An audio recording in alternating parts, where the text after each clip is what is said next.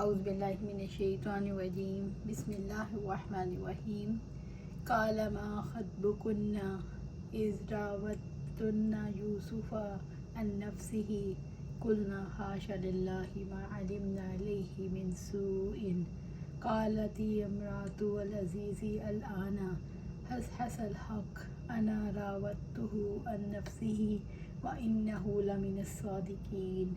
بادشاہ نے کہا تمہارا کیا معاملہ تھا جب تم نے یوسف کو اس کے نفس سے بہکانے کی کوشش کی تھی؟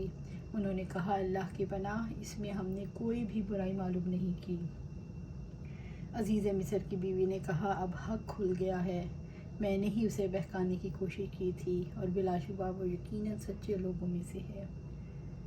قالا، بادشاہ نے کہا، شاہ مصر نے عزیز کی بیوی اور ان تمام عورتوں کو بلوایا اور ان سے پوچھا ما خطبکن اذ راوتن یوسف عن نفسہ، تمہارا کیا معاملہ تھا جب تم نے یوسف علیہ السلام کو اس کے نفس سے بہکانے کی کوشش کی تھی؟ یعنی اس معاملے کی کیا حقیقت ہے جب تم یوسف علیہ السلام کو ورگلانے کی کوشش کی تھی؟ کیا تم لوگوں نے اس میں کوئی برائی دیکھی تھی؟ قلنا حاش للہ ما علمنا علیہ من سوء، انہوں نے کہا اللہ کی پناہ، اس میں ہم نے کوئی بھی برائی نہیں معلوم کی۔ عورتوں نے یوسف علیہ السلام کی بے گناہی کا اقرار کیا اور کہا حاش اللہ الف کے ساتھ، اس کا معنی پاکی بیان کرنا اور استثناء کرنا ہے۔ ما علمنا علیہ من سوء، اس میں ہم نے کوئی بھی برائی معلوم نہیں کی۔ انہوں نے کہا ہم نے اس میں کوئی برائی، کوئی عیب نہیں دیکھا، وہ الزام سے بری اور بے گناہ ہے۔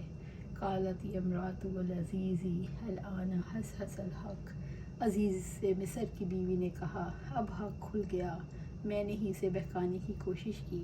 یوسف علیہ السلام کے بارے میں اور جب عورتوں نے گواہی دی تو عزیز مصر کی بیوی کے الزام کے سوا کچھ باقی نہ رہا۔ عزیز کی بیوی دونوں نے عورتوں کی گواہی سن کر کہا اب صحیح بات ظاہر ہو گئی، انا راودتہ عن نفسہ وانہ لمن الصادقین، میں نے ہی اسے بہکانے کی کوشش کی تھی اور بلا شبہ وہ یقیناً سچے لوگوں میں سے ہے۔ ہم ہی نے انہیں ان کی مرضی کے خلاف بہکانا چاہا اور وہ تہمت لگائی جو ان کی قید کا سبب بنی، اور یوسف علیہ السلام نے جو کچھ بتایا تھا وہ سچ تھا۔ یوسف علیہ السلام اپنے قول اور اپنی برات کے دعوے میں سچے ہیں۔ ذالک لیعلم انی لم اخنہ بالغیب وان اللہ لا یہدی کید الخائنین، یہ اس لیے کہ عزیز نے جان لیا کہ یقیناً میں نے عدم موجودگی میں اس سے خیانت نہیں کی اور یقیناً اللہ تعالیٰ خیانت کرنے والوں کے فریب چلنے نہیں دیتا۔ سورہ یوسف آیا 52۔ ذالکہ، یہ عزیز مصر کی بیوی نے اس موقع پر کہا حق یہ ہے کہ میں نے ہی اسے پھنسانے کی کوشش کی، لیعلم انی لم اخنہ بالغیب، اس لیے ہے کہ عزیز جان لے یقیناً میں نے عدم موجودگی میں اسے خیانت نہیں کی، یعنی میں نے یہ اقرار کر لیا تاکہ میرا شوہر جان لے میں نے یوسف علیہ السلام کو بہکانے کی کوشش ضرور کی مگر اس کے پیچھے اس کی عدم موجودگی میں اس کے ساتھ خیانت نہیں کی۔ اس نے عزیز مصر کے بستر کو خراب نہیں کیا۔ اس میں یہ احتمال بھی ہے اس سے مراد یوسف علیہ السلام ہوں، یعنی یوسف علیہ السلام یہ جاننے کہ وہ سچا ہے اور میں نے ہی اس پر ڈورے ڈالنے کی کوشش کی، جب وہ میرے پاس موجود نہیں تھا تو میں نے اس کے ساتھ خیانت نہیں کی۔ وَأَنَّ اللَّهَ لَا يَهْدِي كَيْدَ الْخَائِنِينَ، اور یقیناً اللہ تعالیٰ خیانت کرنے والوں کے فریب چلنے نہیں دیتا۔ یقیناً اللہ تعالیٰ خیانت کار کی چال کو چلنے نہیں دیتے اور نہ اس کی کوشش کے لیے رہنمائی کرتے ہیں۔ یہ لازمی امر ہے کہ خائن کی خیانت اور اس کی سازش کا وبال آخر کار اسی کی طرف پلٹے گا اور حقیقت حال ضرور واضح ہوگی۔ وَمَا أُبَرِّئُ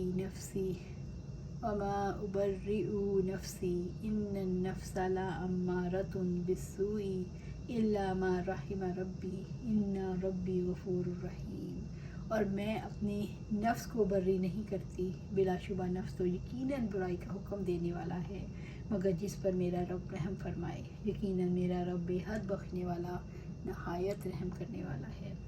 وَمَا أُبَرِّئُ نَفْسِي، اور میں اپنے نفس کو بری نہیں کرتی، عزیز مصر کی بیوی نے اعتراف کیا کہ میں اپنے نفس کو بری و ذمہ قرار نہیں دیتی، میں نے برائی کا ارادہ کیا، میں نے یوسف علیہ السلام کو پھنسانے کی کوشش کی، میں نے ان کے ساتھ برائی کی شدید خواہش رکھی، میں نے ہی سازشیں کی اور انہیں قید خانے بھجوایا۔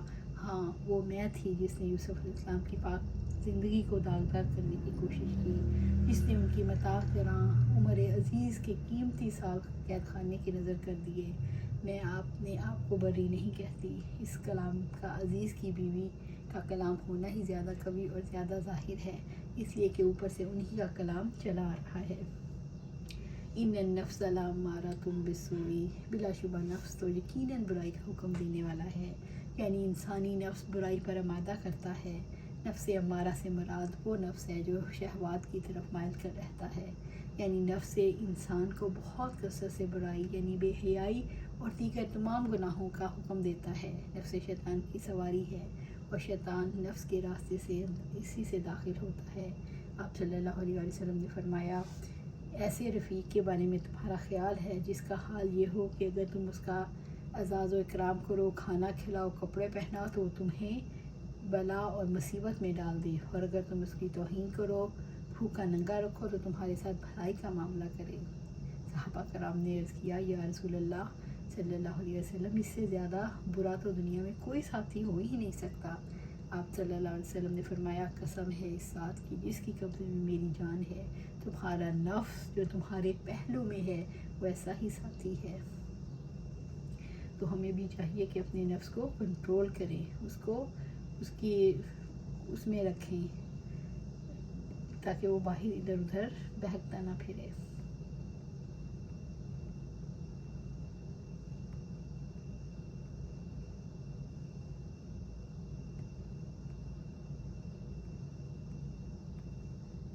الا ما رحم ربی، مگر جس پر میرا رب رحم فرمائے، یعنی انسان کا نفس تو شیطان کی سواری ہے، شیطان نفس کے راستے ہی انسان کے اندر داخل ہوتا ہے، مگر جس پر رب کی رحمت ہو، یعنی جسے رب تزکیہ کی توفیق دے دے اور نفس کی تطہیر کے لیے ایمان اور اعمال صالح کی توفیق دے دے تاکہ نفس امارہ نفس مطمئنہ بن جائے، وہ نیکی کا حکم دے اور برائی سے روکے، یعنی اسے اس کے نفس امارہ سے نجات دے دے اور اس طرح اس کا نفس امارہ نفس مطمئنہ میں بدل جائے، ہلاکت کے داعی کی نافرمانی کر کے ہدایت کے داعی کی آواز پر لبیک کہے۔ اس میں نفس کا کوئی کمال نہیں، بلکہ یہ اللہ تعالیٰ کا اپنے بندے پر انتہا فضل و کرم ہے اور اس کی بے پایاں رحمت ہے، یعنی جس پر میرا رب رحم کرے اس کو بچا لے تو نفس کی اطاعت نہیں کرتا بلکہ اس کا مقابلہ کرتا ہے۔ اسی جہاد نے نفس کی وجہ سے اس کو ملائکہ پر برتری حاصل ہو جاتی ہے۔ اِنَّ ربی غفور الرحیم، یقیناً میرا رب بےحد بخشنے والا رحم کرنے والا ہے۔ جو بھی نادم ہو کر رب کے سامنے جھک جائے وہ اسے معاف فرما دیتا ہے، وہ غفور ہے، توبہ کر کے لوٹ آنے والوں کو بخش دیتا ہے، رحیم نہایت رحم والا ہے۔ اللہ تعالیٰ اس کی توبہ قبول کر کے اسے نیک اعمال کی توفیق عطا کر کے اس پر رحم کرتا ہے۔ اس آیت کریمہ کی تفسیر میں یہ عزیز مصر کی بیوی کا قول ہے، یوسف علیہ السلام کا نہیں، کیونکہ یہ بات عورت کے کلام کے سیاق میں ہے اور یوسف علیہ السلام تو اس وقت قید میں تھے۔ یہ انقلاب انسان کی ذات میں، اس کے بطون میں اندھیرے کا نور سے بدل جانا صرف اللہ تعالیٰ کی رحمت سے ہی ممکن ہے۔ یہ عورت مومن بن چکی ہے اور اعلان کرتی ہے کہ وہ رب جس نے مجھے ڈوبنے سے اس وقت بچایا جب میں ڈوبنے کے بالکل قریب تھی، واقعی خطاؤں کا بخشنے والا اور نہایت رحم فرمانے والا ہے۔ یہاں یہ نہیں بھولنا چاہیے عزیز مصر کی بیوی جناب یوسف علیہ السلام کے شب و روز سے بے خبر نہ تھی اور ہر لمحے کی خبر رکھتی ہوگی۔ اسے یہ بھی خبر مل چکی تھی کہ جناب یوسف علیہ السلام زندہ میں اللہ تعالیٰ کے دین کی توحید کی اور تقویٰ کی دعوت دے رہے ہیں۔ اس وقت دعوت پر ایمان لے اور کہنے لگی اِنَّ ربی غفور الرحیم۔ جب گناہ گار یہ لفظ کہتا ہے تو سارے وجود کی صداقت اس میں سمٹ آتی ہے۔ یقیناً عزیز مصر کی بیوی توبہ کر چکی تھی اور اللہ تبارک و تعالیٰ یہاں بھی یہی بتانا چاہتا ہے، اِنَّ ربی غفور الرحیم سے بندے اور رب کے تعلق کا اندازہ ہوتا ہے۔ بندہ کیسے خطائیں کرتا ہے، گناہوں میں آلودہ ہو جاتا ہے، لیکن رب کی رحمت اسے ڈھانپ لیتی ہے تو اپنی خطاؤں کی معافی مانگ لیتا ہے اور اللہ تعالیٰ اسے معاف کر دیتا ہے۔